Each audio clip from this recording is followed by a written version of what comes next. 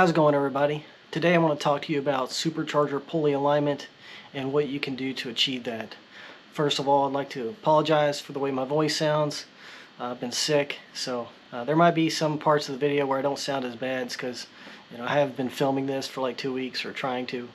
So let's go back in time and talk about my setup a little bit to give you guys some context. My car's been blown for 9 years now. Started out with a first-gen Procharger bracket, little 6-rib pulley, and I quickly upgraded to an A&A bracket, and then eventually upgraded again to the A&A secondary drive with a Innovators West harmonic balancer that's overdriven. And just from my own personal experience, every step in the way, everything I changed, it needed to be fine-tuned. Maybe it's just me, but I just don't feel like these kits are just, you bolt them on and then you're good to go, and you don't have to do anything. You might be fine if you're running 500 horsepower, but once you really try to tax these systems, make some real power, then you find that your alignment isn't quite as good as you thought it was. So as you know, I've been running into issues lately with my own belt issues. I was running into belt slip, and I was also eating belts, and I really didn't know why. Part of that was because I do have a Gates laser alignment tool, and I shot the laser on it when I first put all this together, this newest iteration of my system, and it was good. So I was really baffled. Now, I had my setup shimmed in the past. When I had a P1SC1 making 550 at the wheels, my Procharger bracket was shimmed about a half a rib away from the engine. And this is a new motor, this is a new blower, a new water pump, a new, it's got the engine has a new crank. So it's like every little part of that can throw the alignment of a Procharger system off. It's pretty much different, except the same balancer, same bracket. So when I shot it with the laser, it was good, but I'm still having issues. So I was like, okay, I have no idea what to do. So I went back to the basics, and this is my alignment tool. So I checked the calibration of my laser, and it was off. So I had calibrated it in the past, and for whatever reason, it had lost calibration. So that's your foundation. You got to get that first, and if you suspect that it's off, verify it. So I'm going to go over what I did to calibrate this tool, and we'll go over using it a little bit too. Alright, so I'm upstairs with the laser alignment tool. This is Gates part number 91075.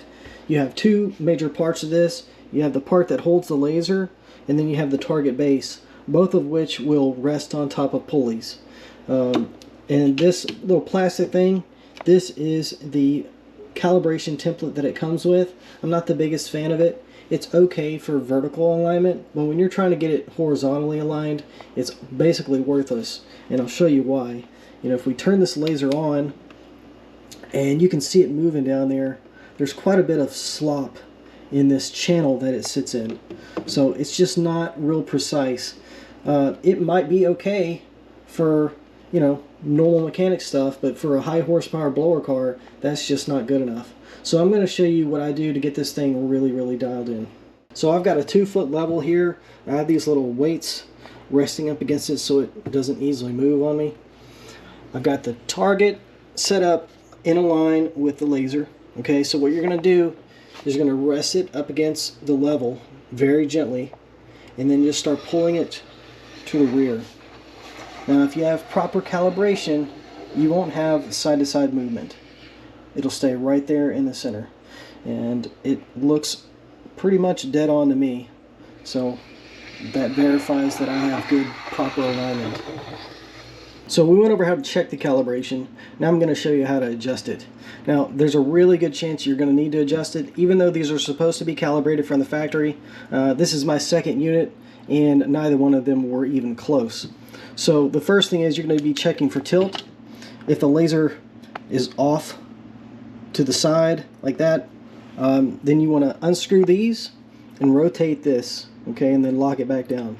Now, if it's off, if it's straight up and down, but it's just off to one side, then you'll unscrew these 4 set screws around the perimeter and then push the laser over and then get everything tightened back up.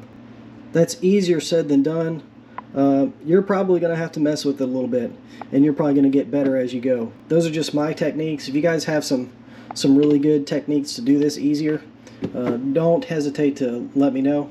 Comment down below and let me know what you guys think. Alright, so I got my blower installed with no belt so I can check the alignment.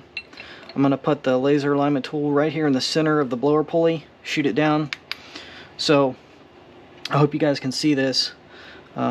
So I'm hitting dead center on that first idler pulley, and then it looks like I'm about a half a rib out on the harmonic balancer, which would explain why I've been having some issues. So if you're in the type of situation where you can shim your bracket to get you in line with your harmonic balancer, you know, if you know you're a half a rib off, and that's 1.75 millimeters, you can go to the hardware store and start measuring washers, and you know, you can find some that are pretty uniform and the same thickness.